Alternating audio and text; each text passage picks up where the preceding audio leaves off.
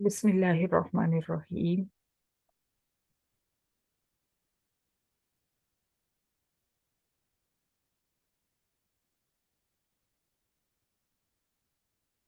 यहाँ से आज के लेसन से स्टार्ट हो रहा है इल्म इल्म इल्म गैब की नफी के बारे में मौजू। यानी जो लोग इल्म गैब में औरों को शरीक बनाते हैं और ये कहते हैं कि अल्लाह ताला के इल्म गैब में अल्लाह ताला ने पैगंबरों को भी शरीक बना रखा है। मतलब ये है कि पैगंबर हमारे हालात से वाकिफ हैं और फोत शुदा जो लोग हैं वो हमारे हालात से वाकिफ हैं, या कोई भी दूर बैठा हुआ इंसान, जैसे पीरों के पास अक्सर जाते हैं लोग कि हमें बताएं कि हमारे साथ मुस्तकबिल में क्या होने वाला है, हमें क्या करना चाहिए।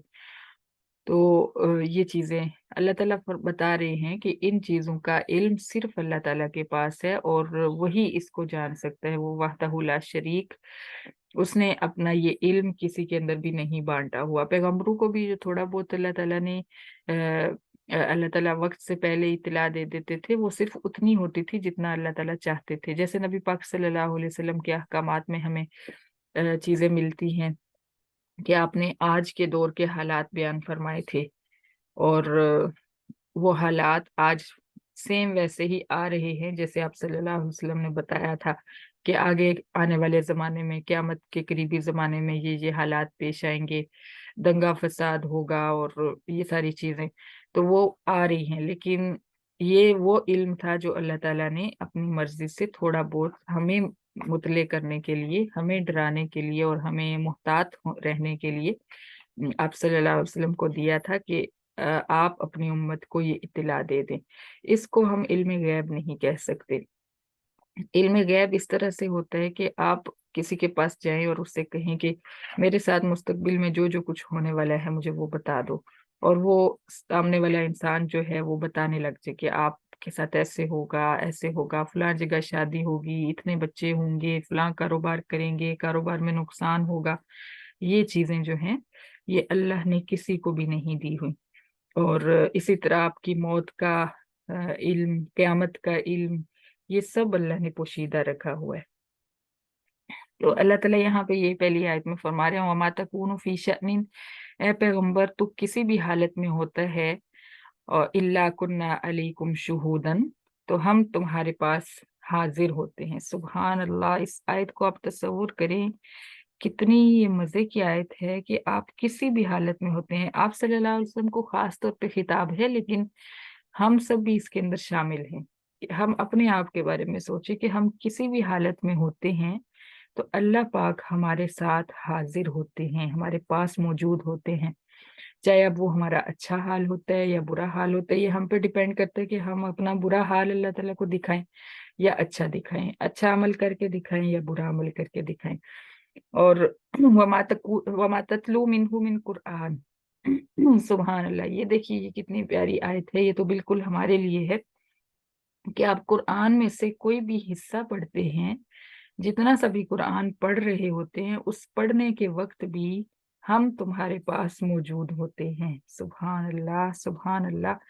वला तामलून मिन अमलिन इल्ला कुन्ना अलैकुम शुहूदन, और तुम कोई भी अमल करते हो तो हम उस अमल के करने के वक्त भी तुम्हारे पास हाजिर होते हैं, मौजूद होते हैं। इज तुफीजूना फीही, यहाँ तक कि जब तुम उस अमल को शुरू कर रहे होते हो, उसमें दाखिल हो रहे होते हो, उस वक्त भी हम तुम्हारे पास मौजूद होते हैं। ये है अल्लामुल गुयूब, और यही हमारी जरूरतें पूरी कर सकता है, क्योंकि वो हर हर लम्हा हमारे पास मौजूद है, हमारी हालत से वाकिफ है, हमारे दिल की कैफियत से वाकिफ है। तो वही वो यही वो जात है जो हमारी तकलीफें दूर कर सकती है, हमारी हमारी मुश्किलात हल कर सकती है, हाजात पूरी कर सकती है, जरूरतें हमारी पूरी कर सकती है।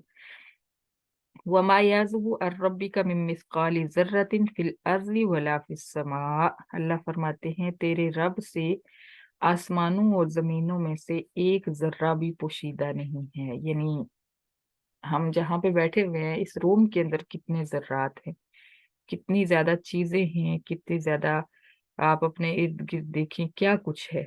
ये जो वो चीजें हैं जो आपको दिखाई दे रही हैं।